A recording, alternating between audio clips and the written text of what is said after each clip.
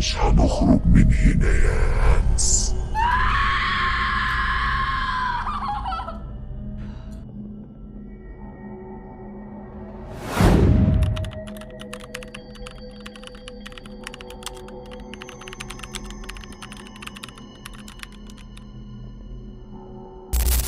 في أماكن الزمن فيها بيقف وأسرارها ما بتموتش مهما عدى عليها سنين، والبيوت القديمة بيكون شكلها عادي جدا من بره، لكن جواها حكايات محدش يقدر يحكيها ولا يخرج منها زي ما دخل. أصوات بتتسمع ومفيش حد، خطوات بتمشي في الضلمة وده اللي بيراقبك حتى لو انت لوحدك. القصة دي مش خيال، دي حكاية عن الخوف الحقيقي وعن بيت مش بيسيبك ولا عمره هيسيبك لو دخلته. وكالعادة قبل ما نبدأ الحكاية ما تنساش تصلي على سيدنا محمد عليه أفضل الصلاة والسلام، وتشترك في القناة وتفعل الجرس عشان يوصل لكم كل جديد احنا بنعمله. يلا بينا نبدأ الحلقة.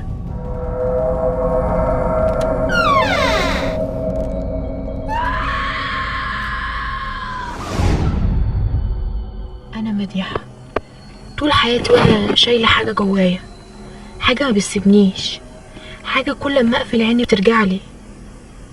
كل ليلة وكل يوم دم أمي وأصوات محدش شايفها غيري وبيسمعها غيري، وبيت قديم، بيت مهجور، كل حاجة كانت حية في دماغي وكل حاجة كانت بتجرح قلبي. كنت صغيرة يوم موت أمي، شفت دمها قدام عيني وشفت ظل شخص واقف جنبها، ما كانش أبويا بس محدش نقذني ولا نقذ أمي. كنت صغيرة ما كنتش بإيدي أعمل حاجة، بس أنا حاسة إن في حاجة غلط. ومع مرور السنين كل ليلة كوابيس بترجعلي، أي صوت، أي صرخة، أي حركة، كل حاجة بترجعلي.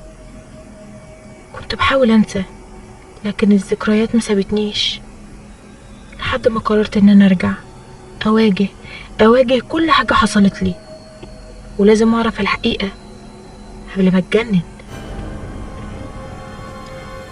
وفعلا وصلت الفيلا، تحس إن كل حاجة متجمدة، تراب على الأرض، الأبواب متكسرة والشبابيك. البيت ساكت بطريقة تخوف، حسيت إن البيت بيراقبني. وأول ما دخلت على المطبخ، لقيت سكينة قديمة عليها دم، قلبي وقع، صرخت غصب عني. أنا مش فاكرة أنا كنت اتنفست ازاي أصلا. صلاح جوزي حاول يهديني واللي عليه يقول لي تخيل، ضغط نفسي، بس أنا كنت شايفة دم أمي، كنت فاكرة كل حاجة، كنت عارفة إن في حاجة غلط. وهنا الذكريات رجعت لي، يوم موت أمي وأنا صغيرة، لما شفت ظل شخص ما كانش أبويا، محدش نقذ أمي، بس كنت عارفة إن في حد مش كويس. وطلعت فوق في الفيلا، كل غرفة جواها ذكريات. سمعت صوت خطوات مش موجودة، كنت حاسة إن أنا مش لوحدي، في حد موجود معايا. وأول ليلة ليا،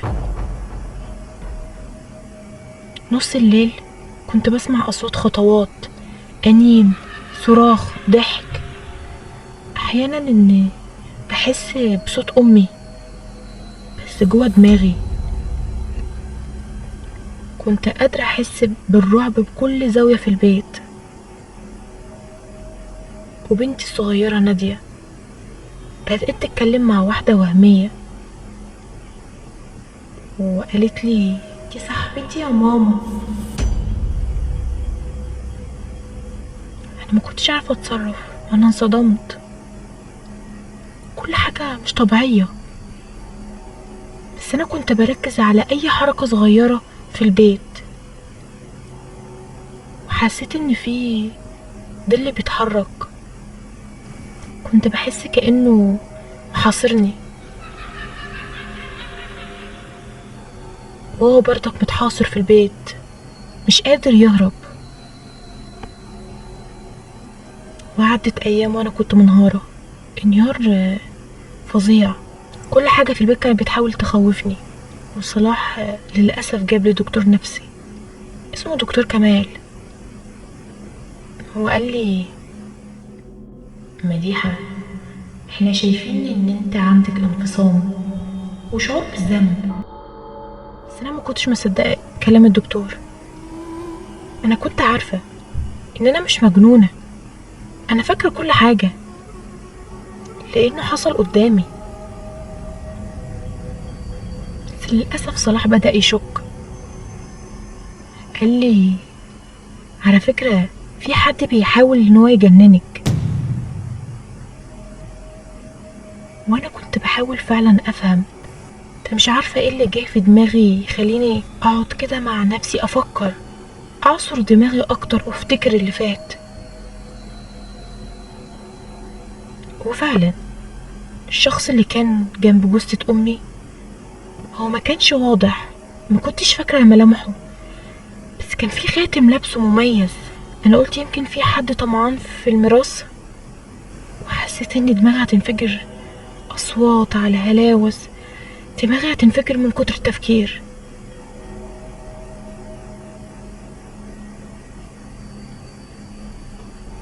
انا كل يوم كنت بحاول افهم، هل الصوت اللي انا بسمعه والخطوات والضحك ده هل بجد ولا خيالات، ولا حد بيحاول يخليني مجنونة. وفي ليلة كان الجو بيمطر، رعد، رياح شديدة، والكهرباء قطعت، وبنتي كانت خايفة، وانا اصلا كنت مرعوبة من الاصوات.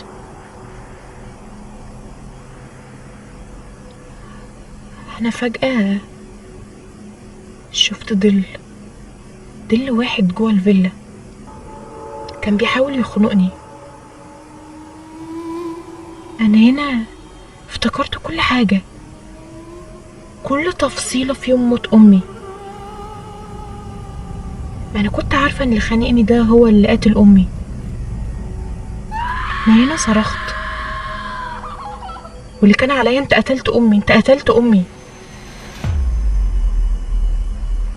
وفجأة كل حاجة بقت واضحة قدامي. وجوزي لحقني وبلغ الشرطة واتقبض عليه. اصلا كنت بتنفس بصعوبة.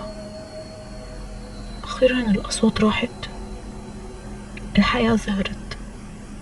ده شخص قتل امي علشان الميراث. مش هقدر اقول هو مين، بس الحمد لله اني عرفت الحقيقة. وبعد كل اللي حصل ده، وبعد كل اللي شفته، وبعد صدمات انا وصلاح وبنتي نادية، قررنا ان احنا نبيع الفيلا ونبتدي حياة جديدة، بعيد عن كل اللي حصل، بعيد عن البيت الملعون ده. دلوقتي شمس بتنور علينا، الهدوء رجع، وبنتي بدأت تلعب براحة، وانا صحيت من الكوابيس وعرفت اخيرا ان الحياة ممكن تبقى هادية لو اتعلمنا ان احنا نواجه الحقيقة وما نخافش.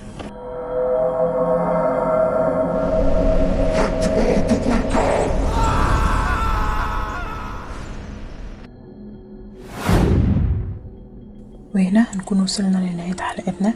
رب تكون عجبتكم.